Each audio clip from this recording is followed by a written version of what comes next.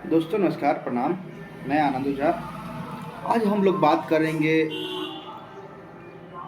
कल के मंत्री पद की शपथ के बारे में। कल अचानक दिलीप जायसवाल भी मंत्री पद से इस्तीफा दे दिए।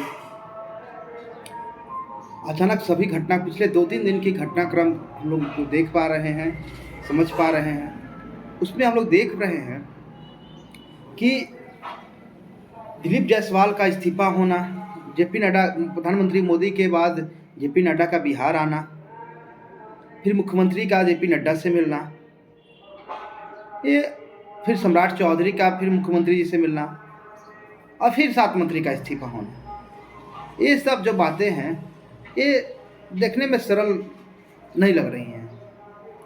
तो हम लोग बात करेंगे आज की 7 मंत्री कल जो शपथ लिए उसमें क्यों बनाया गया, जाति समीकरण क्यों दिखाया गया, और कुर्मी समाज से मुख्यमंत्री भी आते हैं, और कुर्मी समाज से मंटू पटेल को बनाया गया। कृष्ण कुमार मंटू नाम है, अमनौर के विधायक हैं, राजीव प्रताप रूड़ी के खासम खास हैं। तो मंटू पटेल को मंत्री बनाया गया। कैसे बनाया गया, इसके बारे में हम लोग चर्चा करेंगे। तो हम लोग बिहार चुनावी मूड में अब चल रहा है, जिसमें बिहार के में अब भाजपा के 21 मंत्री हो गए और जेडीयू के 13 मंत्री हैं, एक मांझी जी के मंत्री हैं और एक निर्दलीय मंत्री हैं जो नीतीश कुमार के साथ रहते हैं, सुमित कुमार जो हैं। देख पा रहे हैं हम लोग कि जातीय समीकरण का खास ध्यान रख रही है बीजेपी। अब मुख्यमंत्री भी कुर्मी और एक मंटू पटेल को भी कुर्मी बना दिया गया, पिछड़ा समाज से बनाया गया, जीवेश मिश्रा जी को फिर मौका दिया गया।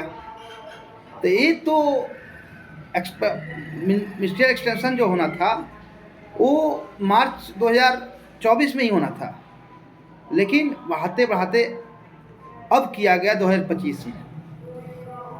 जातीय समीकरण को खासा ध्यान रखा गया, 2 स्वर्ण को बनाया गया, 3 अति पिछड़ा को बनाया गया।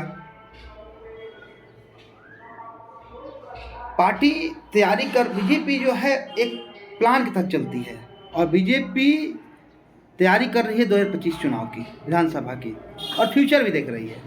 जितना मुझे समझ में आ रहा है, बीजेपी जो मंटू पटेल है, कुर्मी एकता रैली हुई थी, आई थिंक नीतीश कुमार उसमें उन्होंने बढ़ चढ़ का हिस्सा लिया था। नीतीश कुमार के ही अध्यक्षता में मेरे ख्याल से हुई, सतीश कुमार की अध्यक्षता में हुई थी, नीतीश कुमार उसमें गए थे। तो नीतीश कुमार कुर्मी एकता रैली के ही उपज हैं। तो मंटू पटेल ने फिर यहाँ पे एक शुरुआत किया कुर्मी एकता रैली करने की, और कुर्मी एकता रैली बहुत अच्छा कि उन्होंने किया, और उसका प्रभाव ये रहा कि उनको मंत्री पद मिल गया। कुर्मी के नेता बनने के ओर बढ़ रहे हैं मंटू पटेल। दूसरी चीज़ क्या, क्योंकि कुर्मी कृष्ण कुमार मंटू को कोई जानता उतना नहीं था कि वो विधायक पहले कुर्मी के नेता हैं क्या हैं। पहले वो मुखिया 2001 से मुखिया थे, फिर प्रमुख बने, फिर राजीव प्रताप रूड़ी के साथ जुड़े, फिर उनको एमएलए का टिकट 2010 में मिला, और अभी हमारे भी अमनौर के वो विधायक हैं।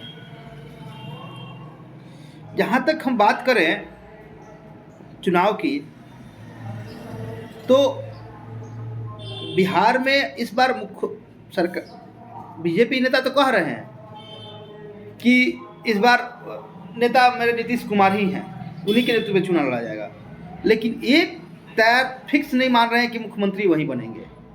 कहीं जेडीयू भी डर रही है कि सिंधे वाला को कहीं खेल हमारे साथ भी ना हो जाए, क्योंकि लग रहा है कि अब नीतीश कुमार का जो ये है स्वास्थ्य है 100% स्वस्थ नहीं लग रहे हैं नीतीश कुमार। तो जो देख पा रहे हैं हम लोग, उससे लग यही रहा है कि नीतीश कुमार और जेडीयू अगर बराबर सीट पे भी लड़ती है तो अपना सीट जेडीयू भी देगी चिराग पासवान को। 20 सीट मान ले 25 सीट रहती है तो 12 सीट जेडीयू देगी, 12 सीट भाजपा देगी, 24 सीट एक सीट और कहीं से ले आएंगे, 25 सीट। तो 25 सीट अगर चुनाव को लड़ते हैं या 30 सीट पे चुनाव लड़ते हैं चिराग पासवान, तो 15 सीट अगर 30 सीट मानते हैं, 30 सीट पे भाजपा देगी, तो 30 सीट में 15 सीट भाजपा देगी, 15 सीट जेडीयू देगी, तो 15 सीट तो भाजपा के साथ ही चिराग पासवान रहेंगे। ये तो 15 सीट एक्स्ट्रा लेकर आ रही है, यानी कि भाजपा जो है और 101 सीट पे भी लड़ती है, मान लेते हैं, तो 130 सीट पे भाजपा कहे तो लड़ रही है, और भाजपा चाहे कम से कम 100 सीट, 102 सीट, 105 सीट जीते इस पे। भाजपा का स्ट्राइक रेट भी अच्छा है, अभी उसके 84 विधायक है। और हम लोग देख पा रहे हैं कि भाजपा उसी अनुसार तैयारी कर रही है। सम्राट चौधरी को फेस बनाकर आगे बढ़ रही है भाजपा। सम्राट चौधरी का कद बढ़ा हुआ है भाजपा में, और उन्हीं के भाजपा में इधर मोदी जी के बिहार में सम्राट चौधरी से बड़ा नेता नहीं है भाजपा के पास अभी, जो भाजपा समझ रही है इसको। बीजेपी के पास सम्राट चौधरी ने जब डिप्टी सीएम है, पार्टी के अभी जो मंत्री बने हैं इसमें सबसे ज़्यादा चली है सम्राट चौधरी की ही। तो अभी वही जो देखा जा रहा है कि भाजपा उसी प्लान के तहत तैयारी कर रही है। जो इसमें देख पा रहे हैं हम लोग कि भाजपा चाहती है कि मुख्यमंत्री अपने से खुद से ही कह दे कि अगला मुख्यमंत्री नहीं बनेंगे, या भाजपा हटाएगी नहीं अपने से। भाजपा चाहती है कि वेट एंड वॉच करें और इस चुनाव को नीतीश जी के नेतृत्व में लड़ा जाए, ताकि अच्छी से बहुमत से आए सीट। और नहीं तो नीतीश जी कहीं गड़बड़ नहीं है, नीतीश जी पारा भी बदल सकते हैं, ये भी एक चैलेंज है नीतीश जी के साथ। नीतीश जदयू में एक और चैलेंज आ रहा है कि नीतीश कुमार के बाद अगला कौन। पार्टी सख्ते में है, पार्टी के पास 2-3 चेहरे हैं, नाम है, जिसको नीतीश कुमार आगे, क्योंकि नीतीश कुमार को ही आगे बढ़ाना है। नीतीश कुमार के पास एक मनीष कुमार है, नीतीश कुमार के वो भगना है। नीतीश कुमार की दूसरी बहन इंदू देवी है, उनके बेटे हैं। मनीष कुमार अभी आईटी सेल भी देखते हैं। मनीष कुमार नीतीश जी के इंटरनली जो भी संजय गांधी हुए या और लोग भी बहुत सारे हैं नेता हैं, उनको हेड भी करते हैं। मनीष कुमार टेक्निकली बहुत स्ट्रांग है, सॉफ्टवेयर इंजीनियर हैं, और नीतीश कुमार के खासम खास हैं, भगना हैं उनके हैं। तो उम्मीद है कि मनीष कुमार को भी वो आगे बढ़ा सकते हैं। दूसरा है निशांत कुमार, कहे तो फर्स्ट प्रायोरिटी ही निशांत कुमार हैं, और नीतीश कुमार के बेटे निशांत कुमार को मनाने के लिए अशोक चौधरी को लगाया गया है कि आप उनको मनाइए, उनको समझाइए और पॉलिटिक्स में लाइए। अगर वो पॉलिटिक्स में आते हैं तो पार्टी बच सकती है, और वो नहीं आते तो मोटा मोटी थोड़ी गड़बड़ सिचुएशन होगा। पार्टी कैसे चलेगी, क्या चलेगा, समस्याएं आ रही हैं, अंधकार में पार्टी चल रही है, क्योंकि वैसा कोई नेता नहीं है जो लीड कर सके जदयू को।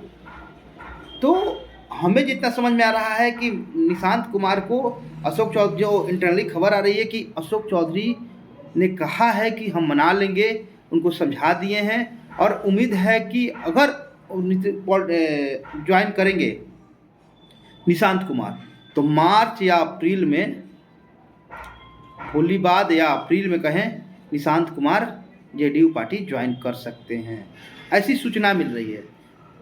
मनीष कुमार को भी अब फ्रंट पे लाने की तैयारी चल रही है। अगर निशांत कुमार नहीं ज्वाइन करते हैं तो मनीष कुमार को भी फ्रंट पे लाया जा सकता है। और देख रही है पार्टी, मनीष कुमार अभी आईटी सेल देख भी रहे हैं। तो जेडीयू अपना सेकंड लीडर तैयार करने की में लगी है कि सेकंड लीडर मेरा तैयार हो, ताकि पार्टी को आगे बढ़ाए।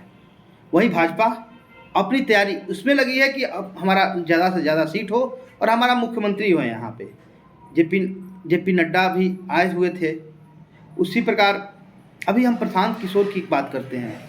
एक नेत्री हैं किरण सिंह, उनका नाम हमने डायरेक्ट कॉलिंग पे बात हुआ था, उनकी तैयारी के बारे में हम पूछ रहे थे। तो उन्होंने यही बताया कि सर तैयारी तो चल रही है, लेकिन यहाँ चीज़ों को लोग समझ नहीं पा रहे हैं, क्योंकि जो माननीय विधायक है विशाल प्रशांत जी, उनका कहना था कि अभी विधायक हैं वो खाद की दाम 500 रुपया हो गया है, बहुत सारी समस्या है, हेल्थ इशू है, किसी को हॉस्पिटल की ज़रूरत पड़ रही है उसकी समस्या है। तो विधायक जी जीत गए, उसके बाद दर्शन फील्ड में नहीं आ रहा है। जो उनका कहना था मैं बता रहा हूँ कि फील्ड में नहीं दिख रहे हैं, हॉस्पिटल में डॉक्टर नहीं है, इलाज नहीं हो पा रहा है, एम्बुलेंस की समस्या है, खाद का समस्या है, ऐसे अनेकों समस्याएं हैं जिसको लेकर माननीय विधायक को बोलना चाहिए, लड़ना चाहिए, रोड पे संघर्ष करना चाहिए, माननीय मंत्री से बात करना चाहिए, सरकार में है वो, इसी को निदान करना चाहिए, लेकिन नहीं हो पा रहा है। उनका चूँकि विपक्ष में है तो उनका काम है वो आरोप लगाएंगी। और तो हमने पूछा कि आपकी क्या तैयारी चल रही, उन्होंने कहा कि अब हम लोग रोड पे संघर्ष करेंगे सर, हम लोग संघर्ष करेंगे और इस पर काम करेंगे। तो मुझे उम्मीद लग रहा है कि प्रशांत किशोर की पार्टी भी लगी हुई है, संगठन भी उनका बन गया है, संगठन धीरे धीरे बन रहा है, कहीं कहीं बन भी गया है। अब वो लोग भी तैयारी कर रहे हैं। जो हमको सोर्स बता रहे हैं कि आरजेडी का वोट परसेंट जो है 40% के अप्रॉक्स आ रहा है। बीजेपी के पास 20% नीतीश कुमार का वोट, 7% अगड़ा ब्राह्मण 5%, 4% राजपूत 7%, मतलब टोटल वोट का है तो 45% वोट और सब जोड़ ले तो भाजपा के पास हो सकता है। लेकिन 15 से 20% ऐसा लग रहा है कि जन सुराज लेकर आ सकती है। जन सुराज अभी हाल ही में से एक बड़ा चैनल ने सर्वे किया है, उसमें बताया गया कि नीतीश बिहार के मुख्यमंत्री के रूप में सबसे ज़्यादा लोकप्रिय कौन है, तो उसमें तेजस्वी यादव को 42% लोगों ने कहा कि तेजस्वी यादव लोकप्रिय हैं, जबकि 18% लोगों ने कहा कि नीतीश कुमार को मतलब मुख्यमंत्री देखना चाहते हैं। प्रशांत किशोर को भी 12% लोगों ने कहा। तो ऐसा नहीं है, एक प्रशांत किशोर किसी दल के किसी जात के नेता नहीं बनकर उभर रहे हैं। प्रशांत किशोर पूरे राज्य के हर जात के नेता बनकर उभर रहे हैं, चाहे मुस्लिम तबका हो, चाहे आप अति पिछड़ा तबका हो, पिछड़ा तबका हो, स्वर्ण तबका हो, सबके नेता बनकर उभर रहे हैं। और 15 से 20% वोट लाने की जो दिख रहा है मुझे कि 15 से 20% वोट वो लाने जा रहे हैं इस बार चुनाव में। अब देखना यही है कि क्या होता है, अगला चुनाव में कैसे तैयारी चल रही है। आगे और विस्तृत खबर के बारे में हम फिर से आपको चर्चा करेंगे। और आपसे निवेदन होगा कि आप मेरा जो चैनल देख रहे हैं उसको सब्सक्राइब कीजिए, लाइक कीजिए। धन्यवाद, नमस्कार।